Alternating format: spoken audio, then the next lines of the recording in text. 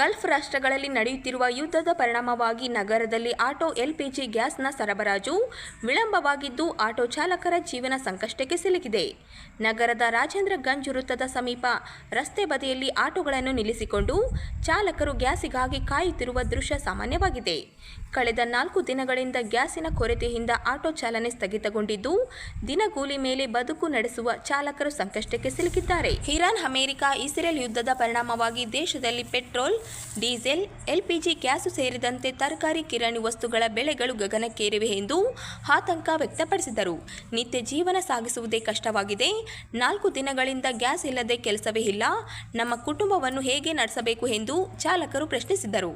ಇದೇ ವೇಳೆ ಕೇಂದ್ರ ಹಾಗೂ ರಾಜ್ಯ ಸರ್ಕಾರಗಳು ತಕ್ಷಣ ಮಧ್ಯಪ್ರವೇಶ ಮಾಡಿ ಗ್ಯಾಸಿನ ಸರಬರಾಜು ಸರಿಪಡಿಸುವಂತೆ ಚಾಲಕರು ಒತ್ತಾಯಿಸಿದ್ದಾರೆ.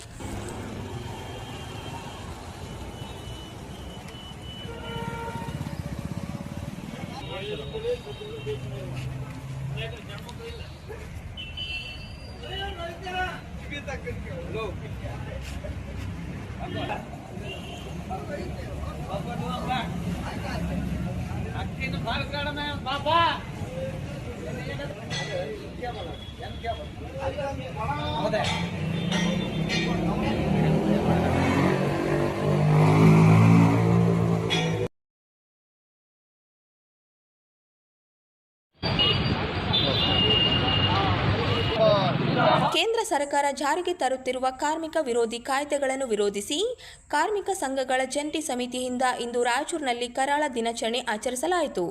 ನಗರದ ಟಿಪ್ಪು ಸುಲ್ತಾನ್ ಗಾರ್ಡನ್ನಲ್ಲಿ ನೂರಾರು ಕಾರ್ಮಿಕರು ಸೇರಿ ಪ್ರತಿಭಟನೆ ನಡೆಸಿ ಕೇಂದ್ರ ಸರ್ಕಾರದ 4 ಕಾರ್ಮಿಕ ಸಂಹಿತೆಗಳ ವಿರುದ್ಧ ಆಕ್ರೋಶ ವ್ಯಕ್ತಪಡಿಸಿದರು. ಪ್ರತಿಭಟನಾಕಾರರು ಮಾತನಾಡಿ, ವ್ಯವಹಾರವನ್ನು ಸುಲಭೀಕರಿಸುವ ಹೆಸರಿನಲ್ಲಿ ಜಾರಿಗೆ ತರಲಾಗುತ್ತಿರುವ ಈ ಕಾಯ್ದೆಗಳು ಕಾರ್ಮಿಕರ ಹಕ್ಕುಗಳನ್ನು ಕಡಿಮೆ ಮಾಡುತ್ತವೆ ಮತ್ತು ಮಾಲೀಕರ ಪರವಾಗಿವೆ ಎಂದು ಆರೋಪಿಸಿದರು. ಅಖಿಲ ಭಾರತ ಮಟ್ಟದ ಕಾರ್ಮಿಕ ಸಂಘಟನೆಗಳು ಮತ್ತು ಫೆಡರೇಷನ್ಗಳ ಒಕ್ಕೂಟದ ಕರೆ ಮೇರೆಗೆ ಈ ಪ್ರತಿಭಟನೆ ನಡೆಯಿತು. ಏಪ್ರಿಲ್ 1ರಿಂದ ಕಾರ್ಮಿಕ ಸಂಹಿತೆಗಳ ಅನುಷ್ಠಾನಕ್ಕೆ ಕೇಂದ್ರ ಸರ್ಕಾರ ಮುಂದಾಗಿರುವುದನ್ನು ವಿರೋಧಿಸಿ ದೇಶವ್ಯಾಪಿ ಹೋರಾಟ ನಡೆಸಲಾಗುತ್ತಿದೆ. ಸಂಘಟನೆಗಳ ನಾಯಕರು ಈ ಕಾಯ್ದೆಗಳನ್ನು ತಕ್ಷಣ ಹಿಂತೆಗೆದುಕೊಳ್ಳಬೇಕೆಂದು ಆಗ್ರಹಿಸಿದರು.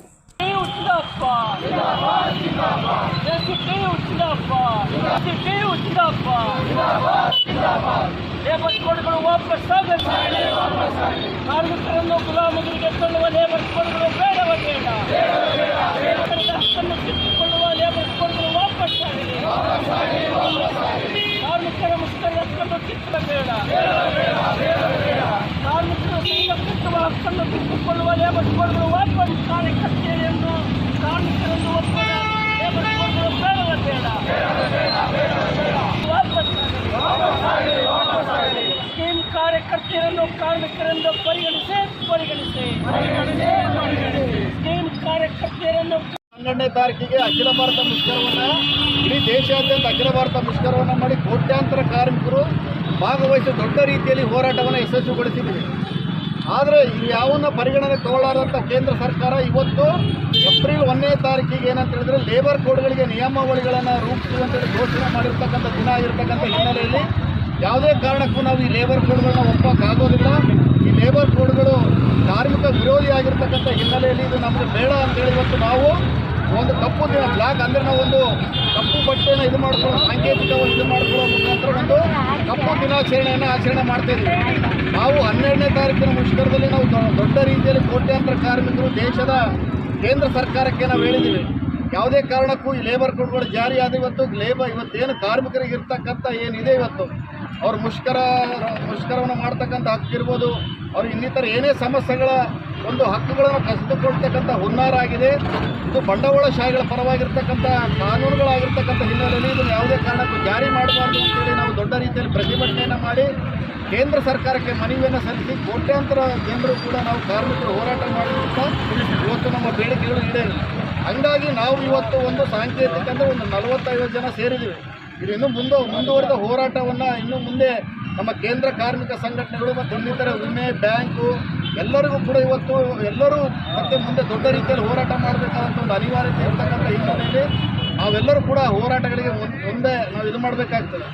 ಆ ಹಿನ್ನೆಲೆಯಲ್ಲಿ ಇವತ್ತು ನಾವೆಲ್ಲರೂ ಕೂಡ ಇವತ್ತು ಈ ಒಂದು ಕಪ್ಪು ದಿನಾಚರಣೆಯನ್ನು ಮಾಡ್ತಿದ್ವಿ. ಯಾವುದೇ ಕಾರಣಕ್ಕೂ 4 ಲೇಬರ್ ಕೋಡ್ಗಳಿಗೆ ನಿಯಮಾವಳಿಯನ್ನು ರೂಪಿಸಬಾರ್ದು. ಅದ್ರ ಜೊತೆಗೆ ನಮ್ಮ ರಾಜ್ಯ ಸರ್ಕಾರ ಕೂಡ ಅದನ್ನು ಜಾರಿ ಮಾಡಲಿಕ್ಕೆ ಮುಂದಾಗಿರ್ತಕ್ಕಂಥ ಹಿನ್ನೆಲೆ ಈ ಒಂದು ಕೆಲವು ನಮ್ಮ ಕಾರ್ಮಿಕ ಸಂಘದ ಮುಖಂಡರುಗಳನ್ನ ಸೇರಿಸಿ ಕೆಲವು ಸಮಿತಿಗಳನ್ನ ಮಾಡಿದ್ದಾರೆ. ನಮ್ಮ ಸೆಂಟ್ರಲ್ ಟ್ರೇಡ್ ಯೂನಿಯನ್ನ ಸಂಗಾತಿಗಳ ಒಬ್ಬೊಬ್ಬರ ಸಮಿತಿಯಲ್ಲಿ ಇದ್ದಾರೆ. ಇದು ಅದರ ಅಧ್ಯಯನದ ಮೇಲೆ ಮುಂದೆ ನಾವು ಇದು ಮಾಡ್ತೀವಿ ಅಂತಕ್ಕಂಥ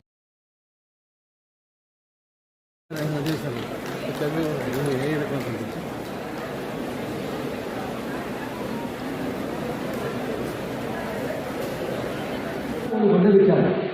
ಹಾಗಾಗಿ ಮತ್ತೆ ಅದರೊಟ್ಟಿಗೆ ಏನಂದರೆ ನಮ್ಮ ಹತ್ರ ಒಂದು ದೊಡ್ಡ ಹಾಗಾಗಿ ಯಾವಾಗಲೇ ಏನಾಗುತ್ತೆ ದೊಡ್ಡ ದೊಡ್ಡ ವಿಷಯಗಳಲ್ಲಿ ಸಂಪನ್ಮೂಲ ಯಾವಾಗಲೇ ಸಂಪನ್ಮೂಲದ ರಿಸೋರ್ಸಸ್ ಈಗ ನನ್ನ ಸುಮಾರು ದುಡ್ಡಿದೆ ಕಾರ್ಪೊರೇಷನ್ ಹತ್ರ ಎಲ್ಲ ಕಡೆ ನಮ್ಮ ಹೊಸ ರೋಡ್ ಪ್ರತಿಯೊಂದು ಆಗ್ಬೋದು ಕೂಡ ಅದು ಹೇಳಲ್ಲ ಆಗ್ಬೋದು. ಈಗ ಫಾರ್ ಎಕ್ಸಾಂಪಲ್ ಎಜುಕೇಷನ್ ಮೇಲೆ ಅವರಿಗೆ ಇನ್ವೆಸ್ಟ್ ಮಾಡಬೇಕು, ಹೆಲ್ತ್ ಮೇಲೆ ಇನ್ವೆಸ್ಟ್ ಮಾಡಬೇಕು. ಅದೇ ರೀತಿ ಅವ್ರದ್ದು ನಿಜ ಸ್ಥಿತಿ ಏನಂತ ಒಂದು ತಿಳ್ಕೊಳ್ಬೇಕಿದ್ರೆ ಇದು ಒಂದೇ ಉಪಾಯ, ಒಂದೇ ದಾರಿ. ಕಾರಣ ನಂಬರ್ 1. ಎರಡನೇ ಕಾರಣ ಯಾಕೆ ಇಷ್ಟೊಂದು ಇಂಪಾರ್ಟೆನ್ಸ್ ಹೊಂದಿದೆ ಅಂತ ಇತಿಹಾಸದಲ್ಲಿ ಪ್ರತಿಯೊಂದು ಕ್ಷೇತ್ರಕ್ಕೆ ಅವರಿಗೆ ಬಡವರಿಂದ ಬೇರೆ ಯಾವುದು ಹಕ್ಕುಗಳಲ್ಲಿ ಕೂಡ ನಮ್ಮ ಸಂವಿಧಾನ, ನಮ್ಮ ಕಾನೂನು ನಮಗೆ ಕೆಲವು ಮೂಲ ಹಕ್ಕನ್ನು ಕೊಟ್ಟಿದ್ದಾರೆ. ಸೊ ಅದನ್ನು ನಾವು ಕರೆಕ್ಟಾಗಿ ಒದಗಿಸಬೇಕಿದ್ರೆ ಪ್ರತಿಯೊಬ್ಬರಿಗೆ ಸರಿಯಾಗಿ ಅವರದು ಈ ಸೆನ್ಸರ್ ಭಾರಿ ಇಂಪಾರ್ಟೆಂಟ್. ಇದೇ ಡೇಟಾ ಮೇಲೆ, ಇದೇ ಮಾಹಿತಿ ಆಧಾರದ ಮೇಲೆ ಮುಂದಿನ ದಿನಗಳಲ್ಲಿ ಚಟುವಟಿಕೆಯನ್ನು ನಡೀತಾ ಇದೆ.